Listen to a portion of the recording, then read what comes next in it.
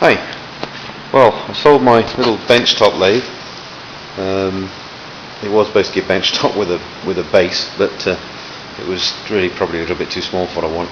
I've now bought a proper gearhead Colchester, which is great because I sold the other one for $1,200, and I bought this one for $500, and I think it owes me $580. With taxes, threw it on the back of the truck. It was only 3/4 of a ton, so the truck could take it, and I had my A-frame that I built to take it off. So the A-frame would be handy for lifting the cars on and off the jig anyway. So proper thread cutter, traverse them both, blah blah blah, all the usual stuff. Plenty of gear selections for different thread sizes, and proper Colchester. The reason it was only sub $600 is it's a 3-phase at the moment, so I need to take the 3-phase motor out and put a single phase back in, which unfortunately this is actually drives a square shaft here, which actually goes all the way through to the other end to some mechanical switches, and this is actually a phase swapper, so you'd engage normally for forward and pull out and go up for reverse, but unfortunately swapping the direction of a single phase motor is not that easy, so it'll probably just be a single direction from the moment. But I can't see myself doing thread cutting on it, to be honest. So which is about the only thing I really kind of want reverse for, because then you can lock and engage it into the lead screw, and then forward and reverse it out of the way. So that's fine. Well happy with that. It's exactly what I wanted. The one was a little bit small, so sort of one stage further on. Okay. Oh yeah, cupboards. Now I have all my cupboard front drawers on, so nice kind of stainless steel handles and blah blah blah, all kind of there. So we're pretty good. And yeah, if we go, you can see all the cupboard tops. We come to here. I just got to buy a clear piece of perspex, and then I can have my there's a rebate in here for it. It's all the way around. So then basically I'll have all my decent electronics in. This is just a shitty old $20 stereo, but it actually sounds pretty good. But the router and everything else will be in there. So I've got a 5.1 Pioneer surround sound, and I've got the satellite box in here. So then that'll reflect to my projector. So all the cabinet doors. Just nice to finally see some door fronts on. Yes, I know it's probably tacky, but what the hell, when in North America you've got to have a couple of neons. just be rude not to, as a certain friend of mine would say. So that's kind of, there you go. Right, other thing, Miller.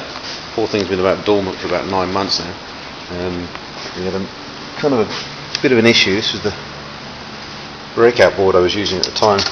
The breakout board itself was run by a smooth stepper, which basically is a USB converter, so I don't have to run a parallel port or twin parallel ports, and it mimicked the 2 parallel ports on the PC.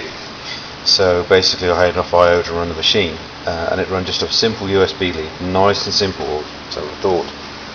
Well, the problem we had is every time we got the machine running, all the axes working fine, as soon as we turned the VFD on, which basically obviously I've got a 3-phase motor that drives the spindle. As soon as I turned the VFD, I've got comms failure, dropped the bloody spindle out, the whole thing would stop. Each individually would run their own, the VFD would run the spindle fine, the breakout board and the PC would run the machine okay, but you turn them both on, so you kind of need that for machining, didn't work. So I was racking my brains, putting sort of graphite rings on the incoming to try and smooth the smoother out. We changed from an inexpensive sort of Chinese copy of a VFD to now I've got a decent square D.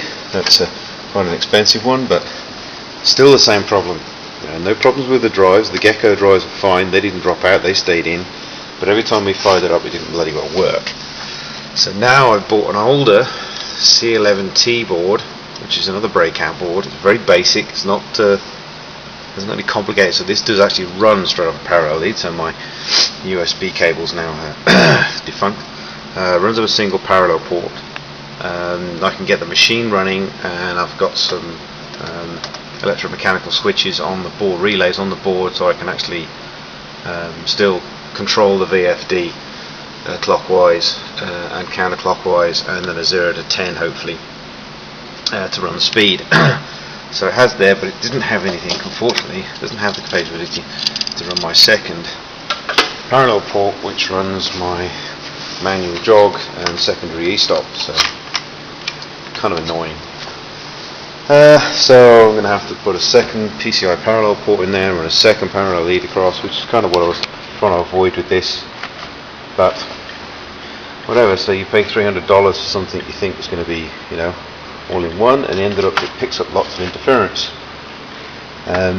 We swapped the breakout board over, and just a, you know, half price breakout board, no smooth stepper, nice and simple, and now it runs fine. So yes, it's a bit of a mess, but I never really finished it off because I couldn't get that damn thing to run. So I put this board in the weekend, took the back plate off, re-drilled, put them in, blah blah blah, rewired it back to as it was, rewired the home switches and limit switches, which are these. Yet again, I only put the Z's into place. The X and Y limit switches, I haven't actually put the triggers on them. These are going to be sitting here and there for the limits. So I've got a little bit of work to do on that now, but I really need to get on to machine my uprights and my new adapter plates front and rear, because now I've lowered the engine 3/4 inch and altered the rear suspension. The ones on it are no good. So, well, that's the updates. Not very much car wise, but getting on with it, should we say.